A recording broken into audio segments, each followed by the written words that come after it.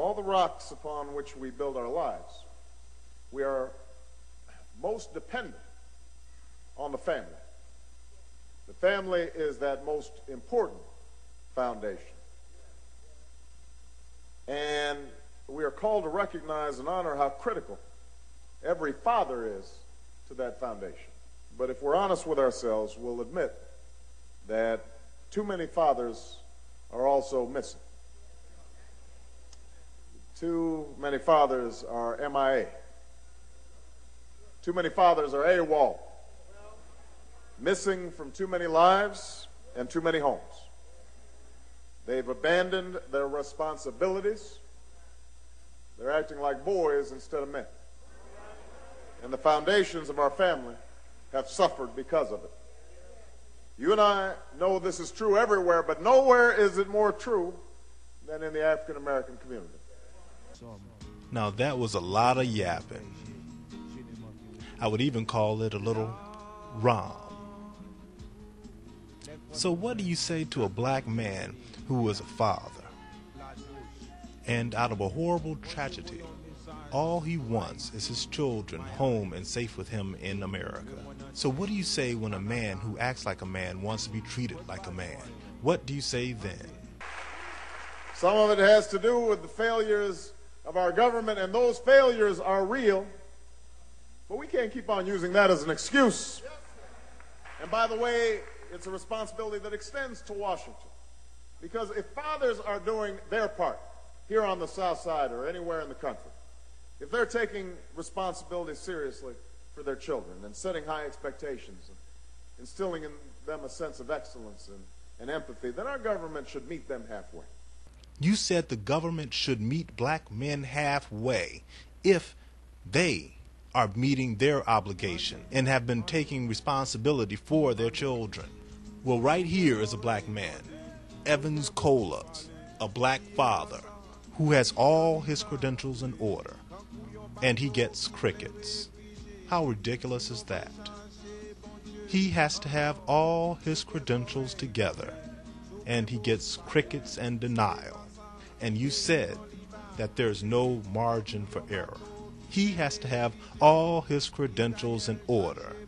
Meanwhile, black people are watching national TV every day, and they're watching so many photo ops, so many white families from all over the country gather up plane loads of children, plane loads of Haitian children, and bringing them back to Colorado and Florida and so many different places. And these planes, they're government planes.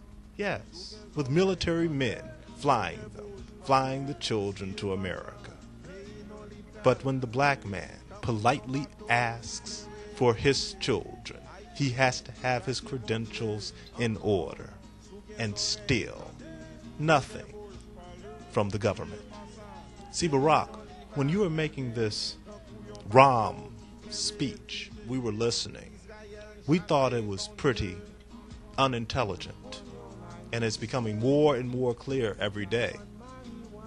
If you're going to use these words, if you're going to talk about tough love, if you're not going to utter the word thug once in your speech on Father's Day, if you're not going to say one time that African American women choose the men that they decide to have children with, and that these men may happen to be criminals.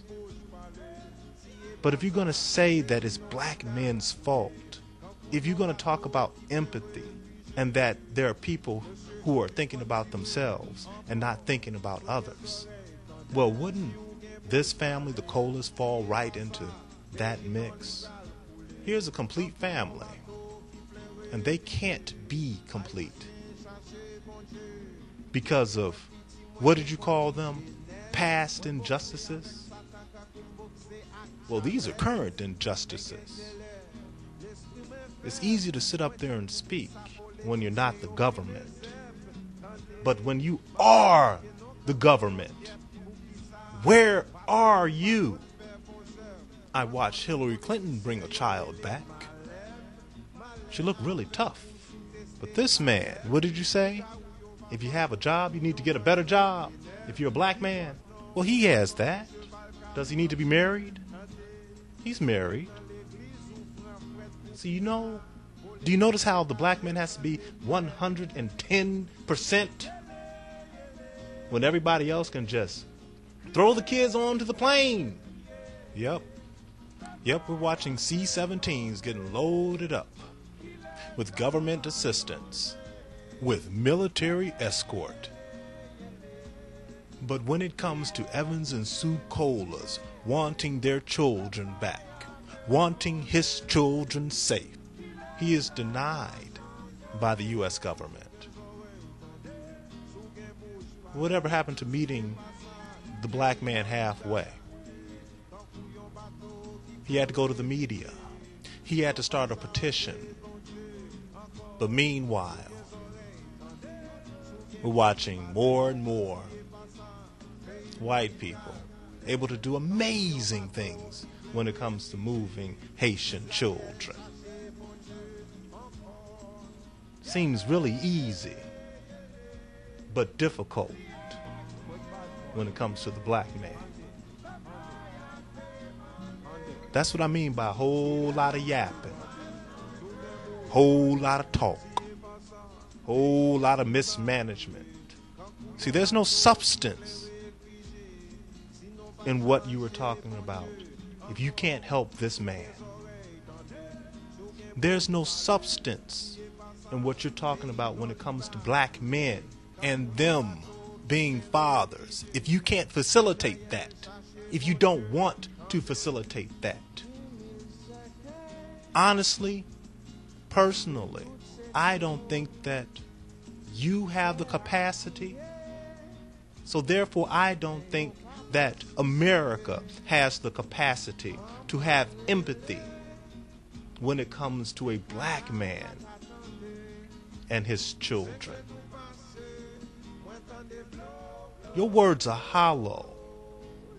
The U.S. government's words are hollow when you're not looking at these names on this petition. Your thoughts and judgments are inconsequential when you can't grant this man who is providing you with photos, who is providing you with birth certificates, who is providing you with all the credentials in the world throughout these children's lives to prove that he is the parent.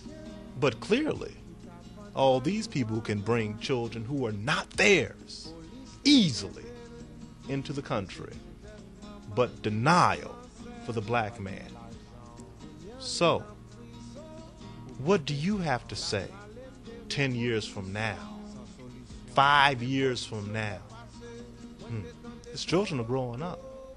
Haiti's not looking good. They're worried about disease. They're worried about some of these children getting stolen. There are already people in jail for trying to traffic the children. So what do you have to say to this man when he says that the government stopped me? What are you going to say? Hey, don't blame the government. You should have done something about it. Well, what can you do when the great United States says no? You can't have your children, black man. No.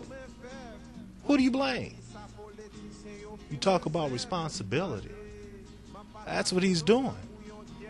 But who are you blaming? Who is he supposed to blame? How is it supposed to work? If before you are president, you say that the government is supposed to meet black men halfway, when you don't meet them at all in 2010. So, United States government, when it comes to the case of the Colas family, you have no margin for error. Get it together and do what you said, what you got up there and got all those women clapping about. Praising you. And those words you like to use, praising you for the speech. Had white people sitting up there telling black men, oh, he's not going to be the president of black people. He's going to be the president of America. And again, we're watching all these C-17s getting filled up with white parents and little black children.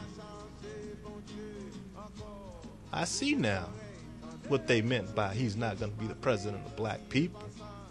He's going to be the president of America. So that don't mean the black men, which you want to give so much tough love to. You don't want to give no tough love to the thug. You won't even give any tough love to the women. But to Evans Cola, plenty of tough love. What's more tougher than saying no to a man who wants his children out of harm's way? Is that what you call love? I call it injustice.